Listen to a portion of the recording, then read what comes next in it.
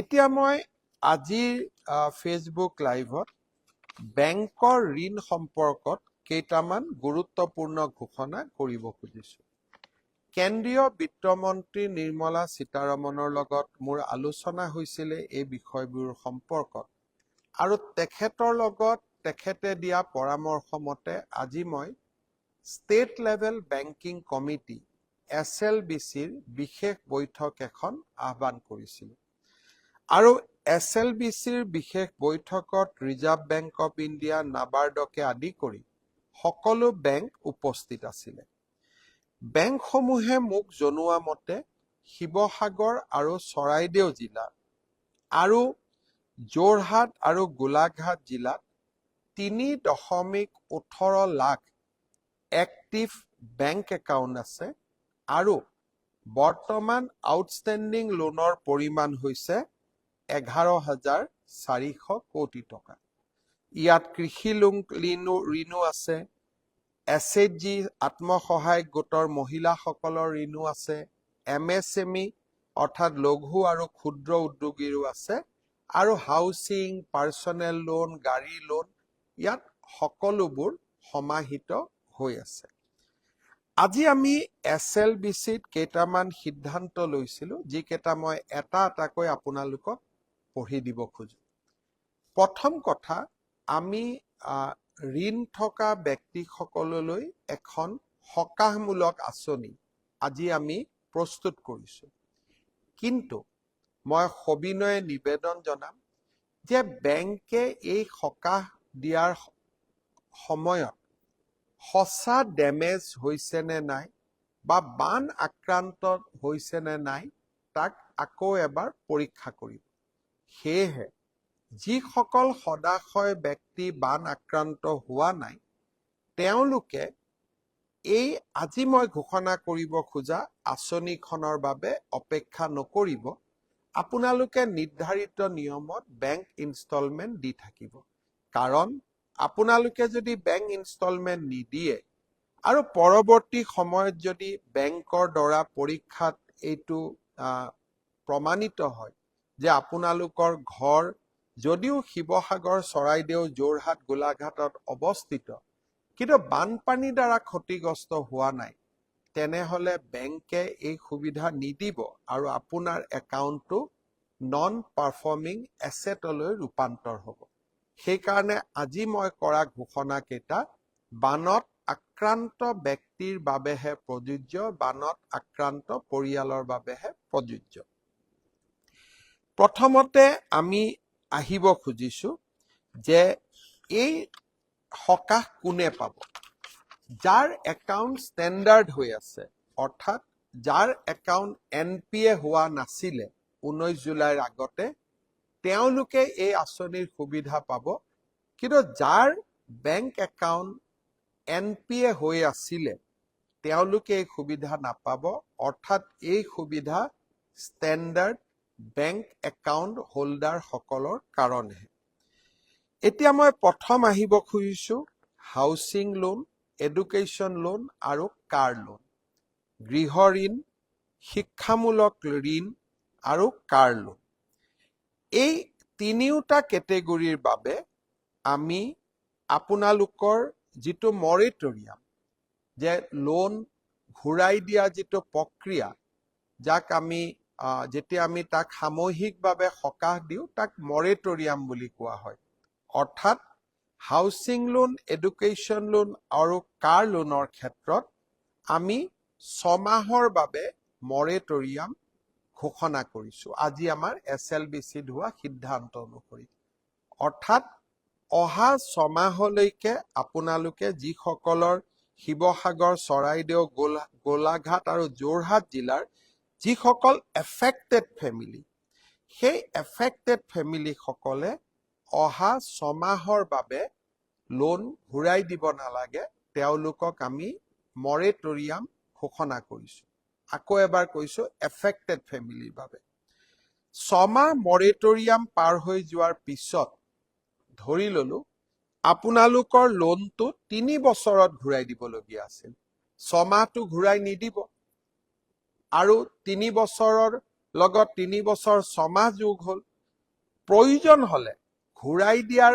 সীমা আৰু এবছৰ আপোনালোকে বঢ়াই ল'ব পাৰিব তাৰ মানে ইনষ্টলমেন্ট বিলাক প্ৰতি মাহত 6 মাহৰ পিছতো আপোনালোকে যেটো ইনষ্টলমেন্ট দিব হি কমি যাব কাৰণ লোন ঘূৰাই দিয়াৰ যেটো সীমা বা বছৰ তাক আমি আৰু এবছৰলৈকে বঢ়াই দিম 6 মাহ moratorium and tenure of payment can be extended to a maximum period of 1 year অৰ্থাৎ maximum এবছৰলৈকে আমি লোন ঘূৰাই দিয়াৰ টেনিউৰ বঢ়াই দিম আৰু 6 মাহ মৰেটৰিয়াম আৰু মৰেটৰিয়াম কেতিয়াৰ পৰা এফেক্ট হ'ব 19 জুলাই 2026 অৰ্থাৎ বানপানী হোৱাৰ দিনাখনৰ পৰা এইটো হ'ল হাউচিং লোন এডুকেশ্যন লোন আৰু কাৰ লোন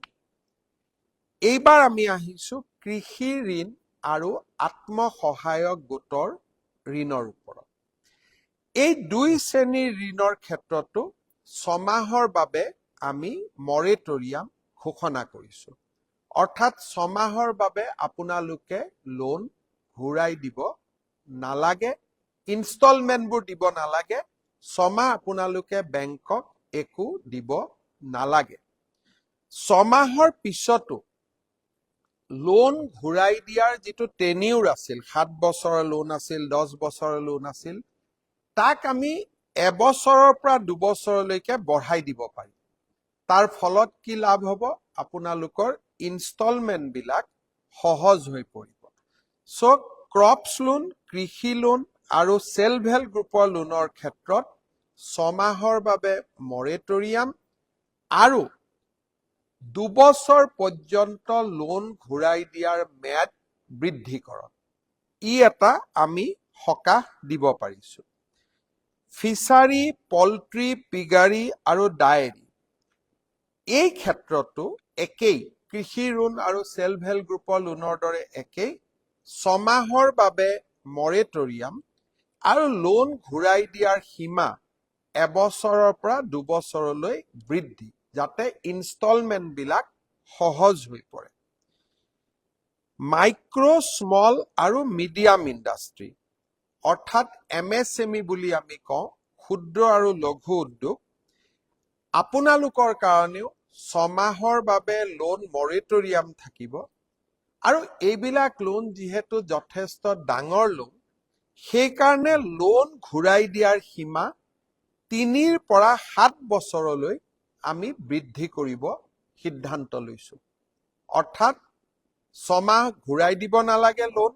ইনষ্টলমেন্ট ইন্টাৰেষ্ট প্ৰিন্সিপল একো ঘূৰাই দিব নালাগে যাক নেকি মৰেটৰিয়াম বুলি কোৱা হয় আৰু পৰৱৰ্তী সময়ত আমি 3 পৰা 7 বছৰলৈকে লোন ঘূৰাই দিয়াৰ সীমা আমি বৃদ্ধি কৰিব পাৰিম যাতে আপোনালোকৰ লোন ঘূৰাই দিয়া ইনষ্টলমেন্ট বিলাক সহজ হৈ পৰে আজি মই যিকেইটা সিদ্ধান্ত ঘোষণা কৰিছো সেইকেইটা আপোনালোকৰ বেংকৰ লগত আপোনালোকে যোগাযোগ কৰিব আৰু বেংকৰ মেনেজাৰ সমূহে আপোনালোকক ইয়াৰ সুবিধা কেনেকৈ ল'ব পাৰি সেই বিষয়ে আপোনালোকক বুজাই ক'ব কিন্তু এই সিদ্ধান্ত আজি আমি গ্ৰহণ কৰিছো স্পেচিয়েল এছএলবিচিত য'ত নেকি ৰিজাৰ্ভ বেংক নাবাৰ্ড সকলো বেংক উপস্থিত আছিলে আৰু ই প্ৰতিটো বেংকৰ বাবে কাৰ্যকৰী হ'ব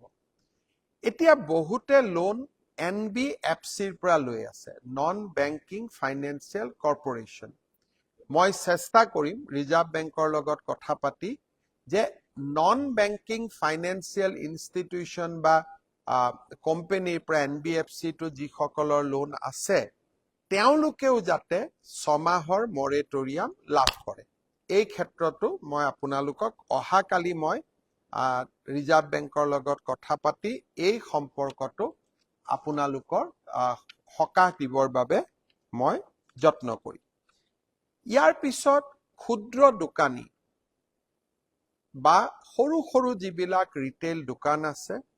যোনে ইতিমধ্যে বেংকৰ পৰা লোন লৈ থৈ দিছে তেওঁলোকৰ লোন আছে কিন্তু এতিয়া দোকানবিলাক নষ্ট হৈ গ'ল যোনে অলৰেডি বেংকৰ পৰা লোন লোৱা আছে, বেংকবিলাকে আপোনালোকৰ একাউণ্টত, লোন একাউণ্টত আৰু 10,000 টকাৰ লোন আগবঢ়াব, ইয়াৰ বাবে কোনো গেৰেণ্টি নলয়। উইদাউট এনি কোলেটাৰেল ক্ষুদ্ৰ দোকানীসকলৰ বাবে আৰু যাৰ ইতিমধ্যে বেংকৰ লগত লোন আদান প্ৰদান চলি আছে, যাৰ লোন একাউণ্ট আছে, তেওঁলোকৰ ক্ষেত্ৰত বেংকে আৰু 10,000 টকা লোন দিব আপোনালোকক। তাৰ বাবে কোনো মৰ্টগেজ নতুনকৈ তেওঁলোকে নলয়। যি অলৰেডি পুৰণা মৰ্টগেজ আছে, সেই মৰ্টগেজৰ বিপৰীতে আপোনালোকক আৰু 10,000 টকাৰ লোন তেওঁলোকে আগবঢ়াব।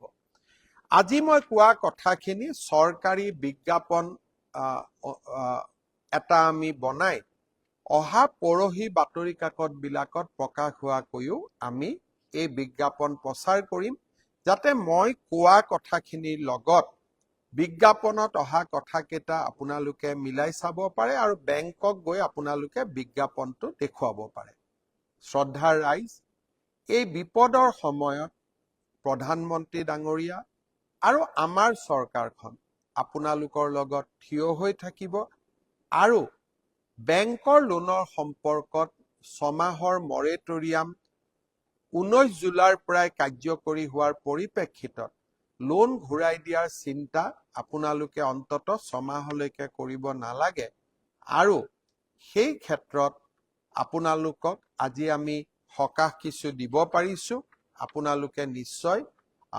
অকণমান হলেও আপোনালোকৰ চিন্তাৰ পৰা আপোনালোক আঁতৰি যাব পাৰিব বা চিন্তাৰ পৰা অলপ আঁতৰি থাকিব পাৰিব আৰু 6 মাহ পৰ্যন্ত আপোনালোকে এই সুবিধা গ্ৰহণ কৰিব পাৰিব। লোনৰ টেনিউৰটো বঢ়াই দিলে ভৱিষ্যতলৈ 1 বছৰ বা 2 বছৰ ইনষ্টলমেণ্টবিলাক ঘূৰাই দিয়াত আপোনালোকে যথেষ্ট সুবিধা পাব।